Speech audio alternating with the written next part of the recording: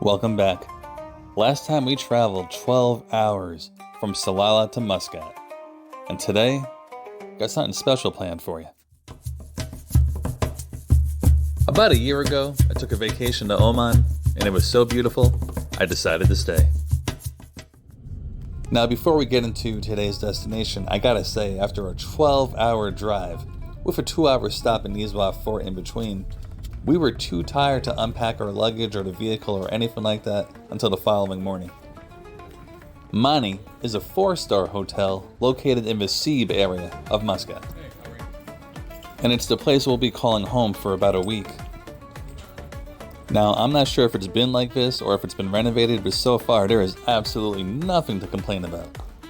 I mean, we have a gorgeous reception area, we got flowers for the wife, thank goodness, and the room, well, I can live here. With everything well decorated and modern, we can tell this is going to be the perfect little home away from home. But there's no time to relax because the place we're going takes about 25 minutes to get to, and it closes early. For tourists, anyway. And with that, welcome to the Sultan Qaboos Grand Mosque. So why the Sultan Qaboos Grand Mosque?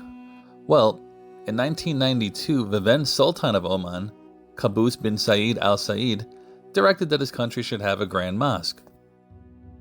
So after a year-long bidding war, the site was chosen, and it took 6 years and 7 months to complete the mosque. There was a brief check-in with security, and for the ladies who plan on visiting, please be aware that you will be required to wear a head covering and a garment of some kind that goes to your ankles. Now, I have been to religious sites before, but the first word that came to my mind walking through the gate was immense. And even though the site was flooded with tourists and we were kind of pressed for time, there is something about the energy here that is undeniably different than outside the gate. Now, the mosque is built on a site occupying 416,000 square meters, and the complex extends to cover an area of 40,000 square meters. With what appears to be the main dome in the distance, the walkway to get there is paved with some of the most amazing stone tiles I've ever seen.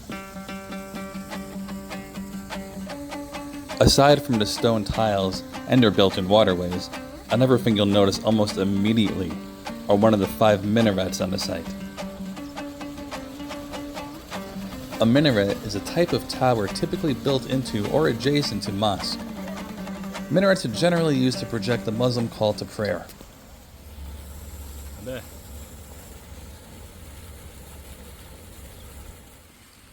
Now, speaking of prayer, this is going to blow your mind. The main musalla, or prayer hall, can hold over 6,500 worshippers, while the women's prayer hall can accommodate 750. The outer paved ground can hold 8,000 worshippers, and there's still additional space available in the interior courtyard and the passageways, making a total capacity of up to 20,000 worshippers. 20,000 worshippers!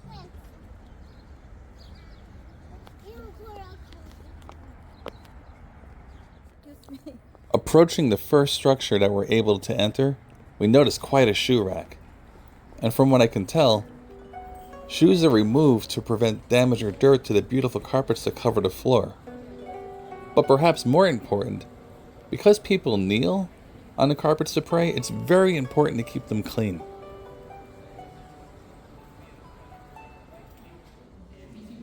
The Grand Mosque is made of different types of stones with doors, windows, and embellishments made of wood and glass. Think about this. Around 300,000 tons of Indian sandstone was imported for the building.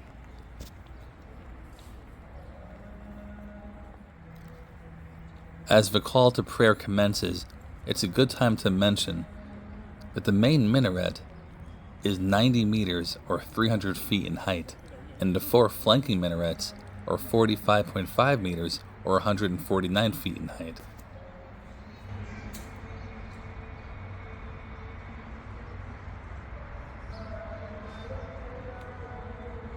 And while I'm not sure what this particular imam is saying, the way he's saying it brings a certain peace to my soul.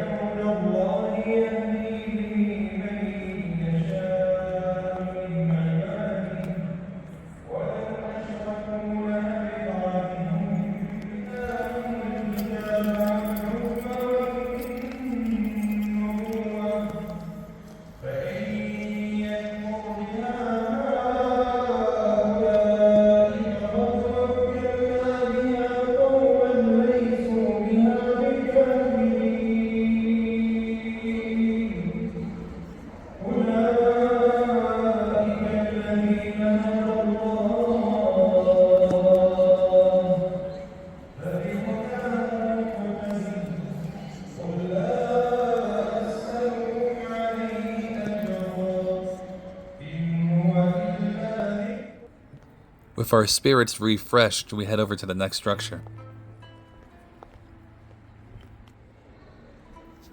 Aside from its spiritual and cultural significance, can we just admire the intricate details of the craftsmanship? This entire place is truly a work of art.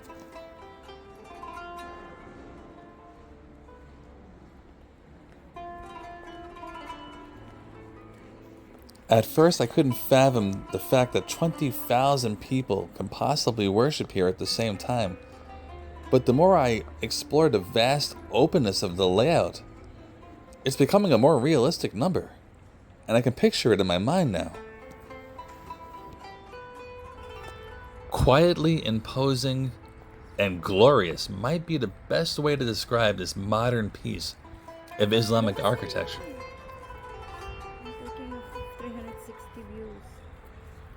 This entire site was a gift to the nation from then Sultan Qaboos to mark his 30th year reigning in the country.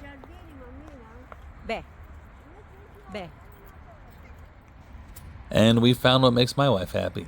But little does she know, there's a much bigger garden in the back.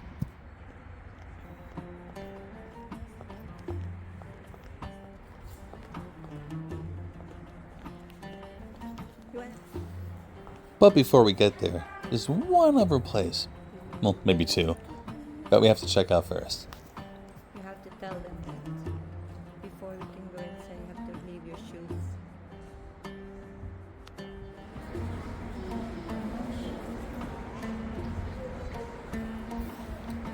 Welcome to the main hall. This prayer hall is breathtakingly beautiful. The carpet alone measures 70 meters by 60 meters wide, making it the second largest hand-loomed Iranian carpet in the world. It took 600 women 4 years to weave. It's so high that you can't tell, but this chandelier is 14 meters tall.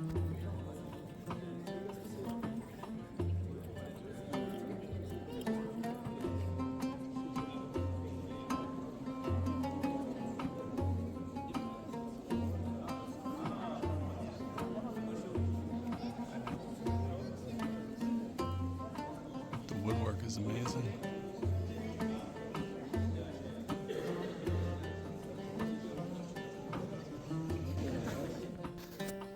The length of this blue carpet that protects the main carpet is equally impressive.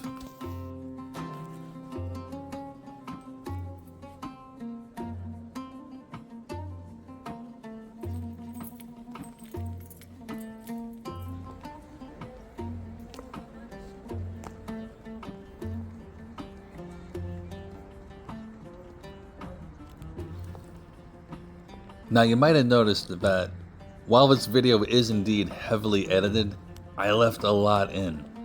There's so much to see, and I'm not a complete expert on the history of this place, but I wanted you to get as close to a real walkthrough as possible without actually being there.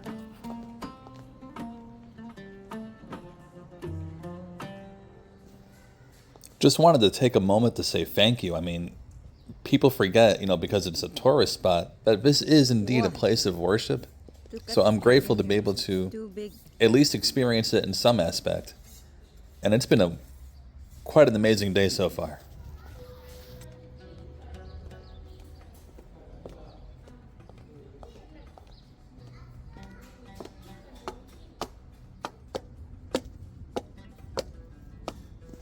It's funny. I mentioned how big this place was before. But being here in person and walking around and trying to explore every corner, a thought does come to your mind that it just keeps going. Whoa.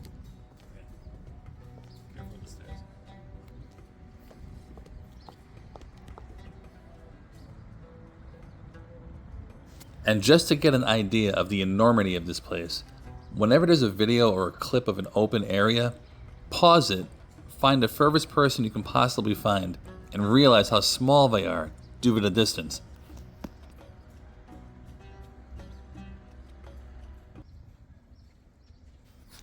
As the tourists start to slowly clear out, you can begin to hear the birds singing again.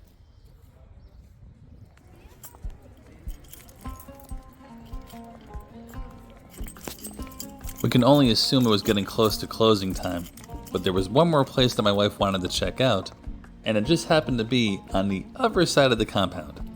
Just one more long walk.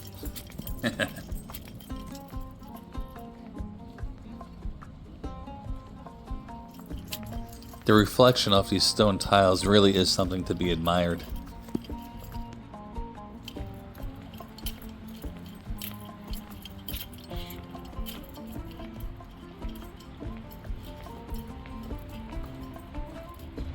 Now, for the few people that follow me, you already know, flowers are not my thing. But I gotta admit, this was pretty impressive. Outside.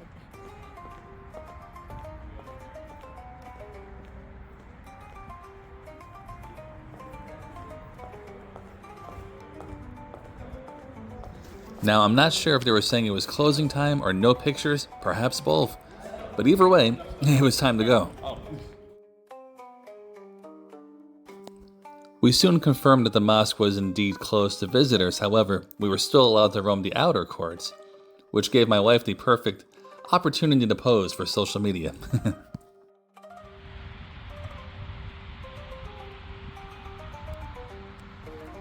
Yeah.